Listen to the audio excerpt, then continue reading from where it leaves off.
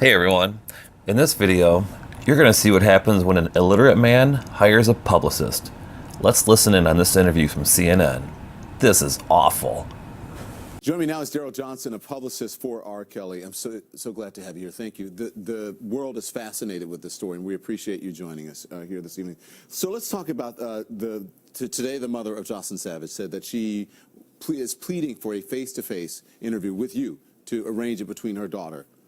Well, you say that could happen as early as this week? it could happen if all the terms are met. So can you tell us what the conditions are? What are the conditions? Based on the last meeting, I heard that happened. It turned out pretty bad. Okay. So I want something contained. We'd have maybe one camera, a mediator, not to just let them do what they do, and someone to sit and just listen. And when it's over, perhaps interview each participant there and say, what did you get out of it? And then, everybody got what they wanted. I wanted to get that out of the way because that's the newest piece of information in this, is that the meeting, because there are two families here who've been saying that their daughters are being held hostage. You've reached out to one family. The other family, well, you've reached out to both. The other family you're trying to get in touch with to arrange a meeting as well. I'll get in touch with them tomorrow. Okay. He's facing 10 charges of aggravated criminal sexual abuse. It's after 2 decades, Daryl, of constant accusations. These women are lying? I'm not calling anybody a lawyer. What I would say is to those people who have brought the facts, their attorneys, present your facts, and Mr. Kelly will have his day in court.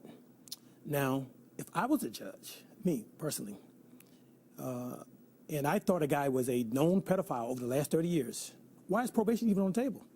If this guy is a known pedophile, if he's holding these people hostage, why haven't the doors be kicked in? Well, I mean, I think that's a legal process. I don't think that speaks to guilt or innocence. I'm not saying that. I'm just saying if a judge over these years thought that this is what it was, you got enough to indict, just have zero bond. Yeah. Well, speaking of that, he couldn't come up with $161,000 in child support, $100,000 in bail money, and the rest. Who came up with that money? Let me say this first. Mr. Kelly walked into court with $60,000. It was about those children. That's what they said. He said, Judge, I have 60 grand.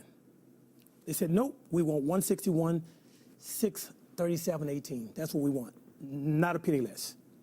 He went to jail, but it was about the kids. If it's about the kids, you get those kids to $60,000 and then you work something out. They didn't want that.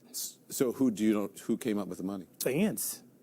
Fans came up with the money. So no one you know personally? I don't know anybody. He knows personally? Yeah, plausible deniability, I know nothing. Plausible deniability, I know nothing. Hey R. Kelly, your publicist needs a publicist. And does he know who it is?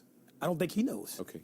So after all these years, when you think it's a remix to Ignition, all of these songs, right, that he has, R. Kelly can't come up with that amount of money? You know what? R. Kelly's made millions. Michael Jackson made billions. He died broke. Whitney Houston, from what I understand, Tyler Perry had to fly her body and pay for her funeral. This is what I understand. Now, this is what I heard. And so things happen. I mean, things happen. R. Kelly he said, he doesn't read that well.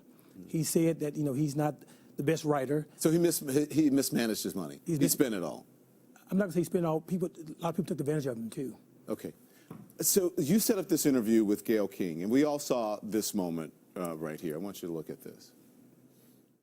Y'all killing me with this. I gave y'all 30 years of my I hope this camera keep going. No, we're going to let the camera keep rolling. This is not doesn't even make sense. Why would I hold all these? So what do you think of that? Is R. Kelly in control of himself as this crisis person? What do you think of that moment and the interview? If I was facing 7 years in the state penitentiary, I'm not going to say I would act like that, but I mean, how do you act when you're going to spend the rest of your life in prison? I thought it was a real moment. Do you think that helped him? Well, you know what? We'll see. At the end of the day, people are going to judge whatever they think anyway. I think the interview needed to happen. I really do believe it. And I think there are several things that happened that followed after that.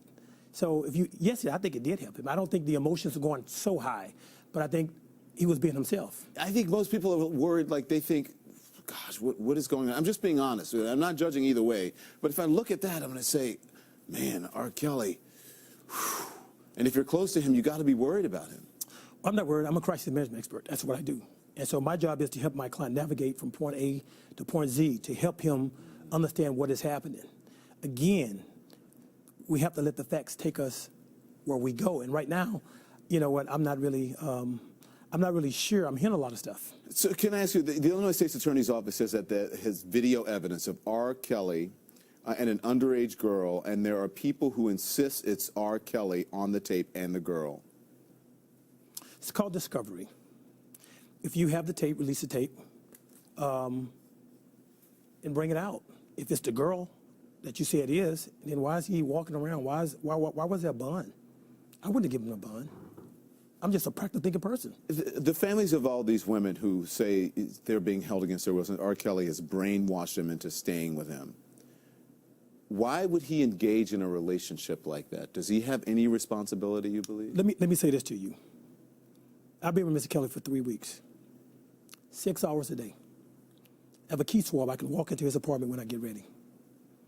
I take his phone at will. I go through his phone. I'm with him. Half the time, he's not even there. He's playing basketball or at the cigar lounge, things that he likes to do to calm his mind. Those young ladies come freely. I'm there. So, Daryl, you said you've been with him for 3 weeks. He's my client. So he's my client. What I'm saying to you is, This has been going on since the 90s. It's almost 3 decades. I can't speak on what the name is. I'm telling you right now what I'm dealing with. The accusations. The accusations is that these 2 young ladies in the home with him now are brainwashed, being held hostage, not being fed, in some black room, being told what to say. I've been there and have not seen that. So everyone wants to know about the underage girls, right? And then he says, well, it's never, he said it wasn't underage girls, it was just he likes women, right?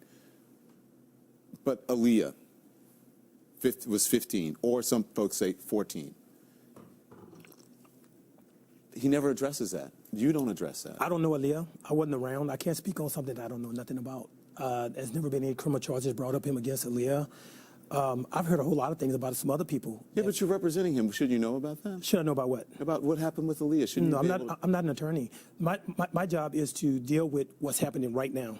I'm not going to call anybody like, but what I would say, my client has professed his innocence. That's what he's professed. He will have his day in court. Thank you so much. Thank you. I really appreciate it. Daryl Johnson. Hey everybody, thanks for watching VTN. Don't forget to subscribe, hit the like button. If you like, leave a comment below. Tell me your opinion of this crisis management clown. See you on the flip side.